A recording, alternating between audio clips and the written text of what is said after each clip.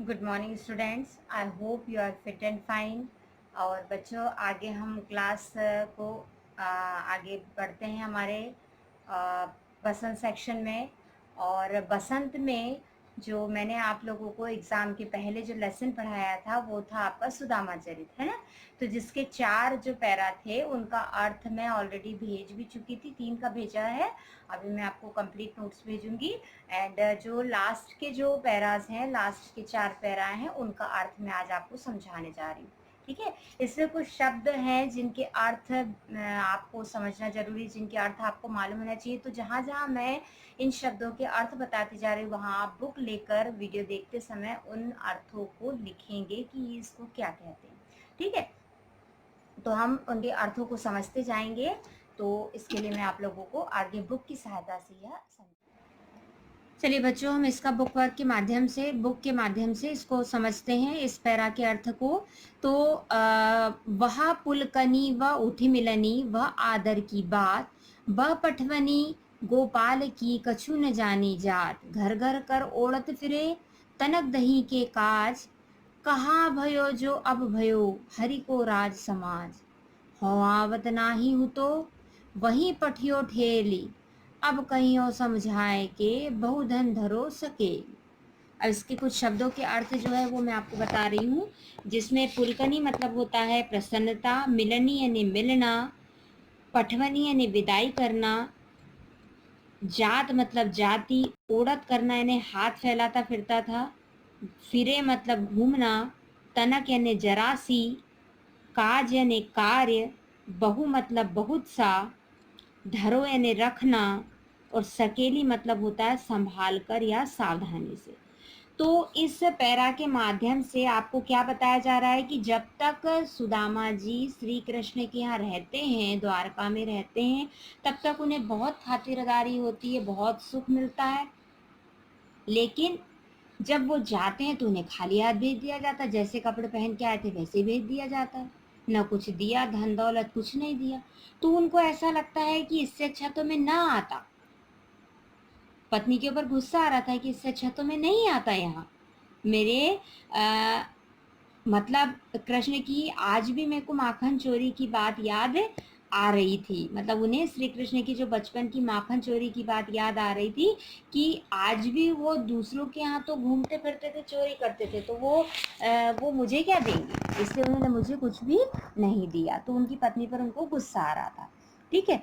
तो द्वारकाधीश श्री कृष्ण ने सुदामा को जब विदा किया तो उस समय सहायता के नाम पर उनको प्रत्यक्ष रूप से कुछ नहीं दिया। प्रत्यक्ष रूप मतलब सामने से उन्होंने उनको कुछ नहीं दिया, कुछ भी नहीं दिया, बल्कि जो पीछे से उनके घर में धन दौलत दी वो उन्हें अभी नहीं दिखी।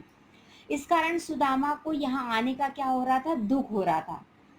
वे सोच रहे थे कि श्री कृष्ण का यूं आदर पूर्वक सिंहासन से उठकर मैं पुलकनी व उठी मिलनी यानी ऐसा प्रसन्नता से मेरे पास आना, आदर से मेरे से बात करना, है ना। तो आदर पूर्वक मेरे पास आना, गले मिलना, सम्मान पूर्वक मुझे सिंहासन पर बिठाना, पैर धोना, सब कितना अच्छा था। पर श्री कृष्ण ने विदा करते समय मुझे कुछ भी नहीं दिया, है ना। यानी कि कछु न जानी जात कर, यानी गोपाल की कि इतना मुझे सब करा लेकिन उन्होंने मुझे कुछ नहीं दिया। तो क्या उन्हें मेरी जाति का भी ध्यान नहीं आया, यानी मैं तो ब्राह्मण था तो मेरी जाति का भी ध्यान नहीं आया उन्हें।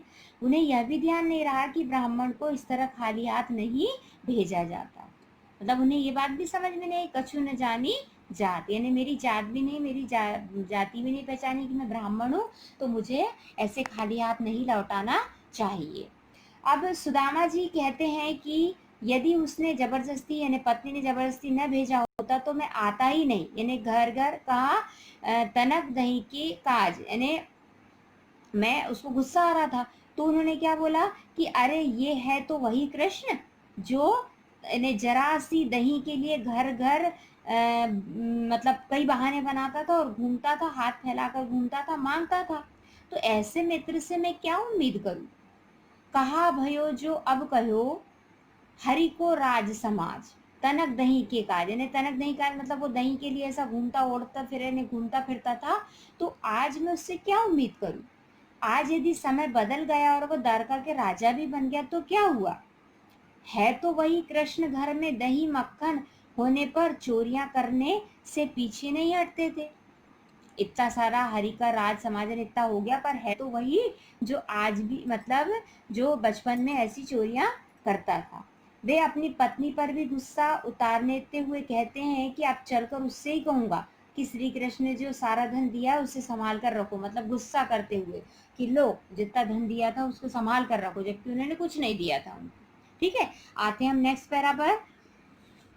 क्या है नेक्स्ट पैरा? वैसो ही राज समाज बने, गजबाजी घने मन संभ्रम छायो, कैधों पर्यो कहूँ मारग भूली, की फेरी के मैं अब द्वारका आयो, भौन विलोकिबे को मन लोचत, अब सोचत ही सब गांव मझायो, पूछत फाड़े फिरे सब सो पर, झोपरी को कहूँ खोज न पायो। अब जब आते हैं तो कंफ्यूज हो जाते हैं, अपना घर ही नहीं ढूंढ पाते वो, ऐसा बना देते हैं भगवान उनके उसके घर को कि वो स्वयं रास्ता उनको लगता है कि मैं गलत गांव में आ गया हूँ। तो इसके कुछ शब्द देखिएगा आप कि वैसो ही मतलब होता है उसी तरह, आप नोट करते जाइएगा उसमें, वैसो ही मतलब उसी तरह, गजबाजी यानी हाथी और घोड़े, घने यानी ढेर सारे, संभ्रम यानी संदेह, छायो यानी भर जाना, मार्ग यानी रास्ता, फेरी के यानी वापस आकर, भवन यानी भवन या महल, विलोकबे यानी देखने के लिए, लोचत मतलब ललचाते हुए, मझायो यानी खूब खोजा, और पाढ़े यानी ब्राह्मण सुदामा, झोपड़ी मतलब झोपड़ी यानी झोपड़ी। तो श्री कृष्ण यानी इस तरह के माध्यम से क्या बताया जा रहा है कि सुदामा को श्री कृष्ण ने सामने से कुछ नहीं दिया, लेकिन उन्हें खाली हाथ विदा कर दिया। लेकिन जब पीछे गए, जिससे सुदामा को कुछ भी नहीं पता था कि वो क्या हो रहा है, वो क्या कर रहे हैं, वे अपने आने पर तथा यूं वापस लौटने के लिए नाराज हो रहे थे। इसी मनोदशा में सुदामा वापस अपने गांव, मतलब ऐसे ही सोचते सोचते कि देखो कृष्ण ने मुझे कुछ नहीं दिया और मेरी पत्नी ने जबरदस्ती मुझे भेजा और मैं गया और देखो खाली हाथ वापस आया, ऐसे सोचते सोचते वो कब गांव पहुंच जाते उन्हें याद समझ में नहीं आता। लेकिन जब गांव पहुंचते तो क्या देखते हैं, द्वारका से खाली हाथ वापस लौटे सुदामा संदेह की स्थिति में पड़ गए। वैसे ही राज समाज बने, गजबाज धने मन सब। जब वो वापस आते हैं, जब द्वारका से वो वापस आते हैं तो क्या देखते हैं कि गांव में जिस स्थान पर उनकी झोपड़ी थी उस जगह पर द्वारका जैसे ही सुंदर राजमहल सुशोभित हो रहे थे। उनके आसपास भी द्वारका जैसी समृद्धि और समाज फैला, मतलब उसके साथ साथ जो आजू बाजू रहने वाले थे, जो पूरी जगह थी, वह भी उन्होंने वैभव से भर दी कृष्ण ने। महल के आसपास पर्याप्त मात्रा में हाथी और घोड़े महल की सुंदरता बढ़ा रहे थे। सब कुछ द्वारका जैसा ही देखकर उनके मन में शंका प्रबल होती जा रही थी, यानी उनको ऐसा लग रहा था कि कहीं ऐसा तो नहीं है कि मैं वापस द्वारका में ही आ गया हूँ चल के। तो वह सोचने लगी कहीं ऐसा तो नहीं कि मैं अपना रास्ता भूलकर दोबारा वापस द्वारका चला गया। श्री कृष्ण के राज प्रसाद के पास आ गया हूँ। इन सुंदर भवनों को देखने के लिए मन में बार बार लोभ उत्पन्न हो रहा है, इसीलिए मुझे अपनी झोपड़ी भी भवन के समान दिखाई दे रही है। मन यही कह रहा है कि इन सुंदर भवनों को यूं ही देखता रहूं। यह सोचते हुए सारे गांव में घूम फिर रहे हैं और सुदामा पांडे यानी सुदामा जो ब्राह्मण थे, वे सबसे पूछते फिर रहे हैं कि भैया मेरी झोपड़ी कहाँ है, मैं उसे खोज नहीं पा रहा हूँ, मेरी झोपड़ी नहीं मिल रही मुझे। तो ये इस पैरे का अर्थ था। अब आगे का हम पैरा देखते हैं। क्या वह टूटी सी छानी हती, कहा कंचन के अब धाम सुहावत, कै पग में पनहीन हती, कहले गज राजहु ठाड़े महावत, भूमि कठोर पे रात कटे, कह कोमल सेज पे नींद न आवत, के जुर तो नहीं कोदु सवा, प्रभु के परताप ते दाख न भावत।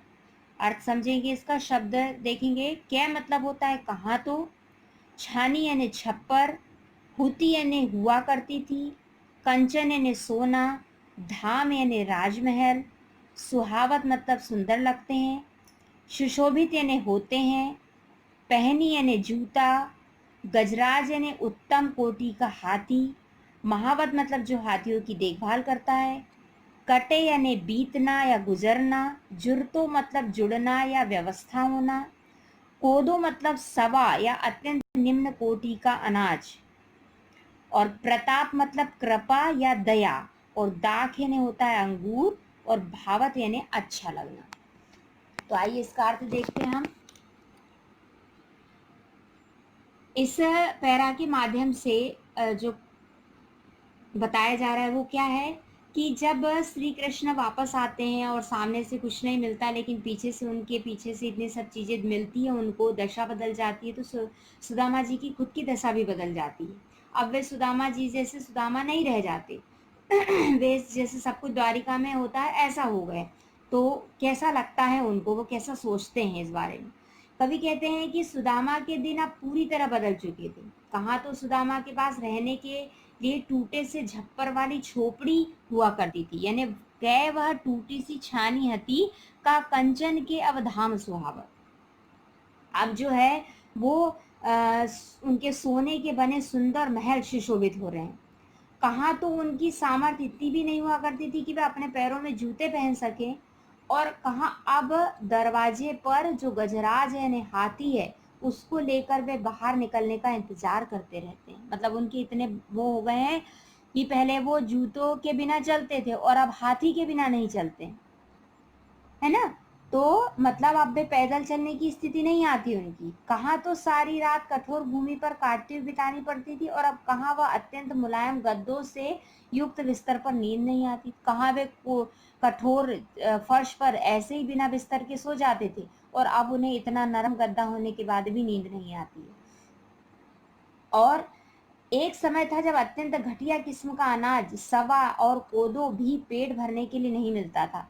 मतलब के जुरतो नहीं कोदो सवा, प्रभु के प्रताप ते दाख न भावत। मतलब अब कोदो यानी बहुत अच्छी किस्म का अनाज नहीं होता है वह, तो कहाँ पहले वो भी नहीं मिलता था मुझे खाने के लिए, और अब है तो ईश्वर की यानी ईश्वर की कृपा से अत्यंत मीठे व्यंजन और फल यानी अंगूर भी अब मन को अच्छे नहीं लगते।